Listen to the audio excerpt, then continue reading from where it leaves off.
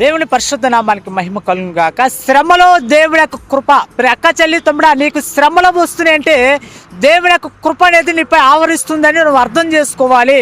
శ్రమలు, బాధలు, కష్టాలు వస్తున్నాయంటే దేవుని యొక్క కృప అనేది అపరిమితంగా నీ మీద దిగొస్తుందని నువ్వు ఆలోచించాలి, అర్థం చేసుకోవాలి. గమనించండి, బైబిల్ గ్రంథంలో భక్తుడైన యేబు జీవితంలో అన్ని శ్రమలే శ్రమల గుండా దేవుడు భక్తుడైన యేబుని నడిపించాడు. తర్వాత యేబుకి 200 ఆశీర్వాదాలతో నింపాడు.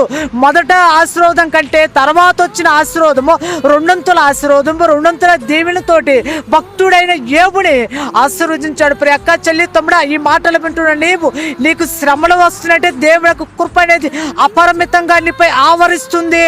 అలాంటి కృప దేవుడు మీ అందరికీ దయచేయును గాక. ఆమేన్.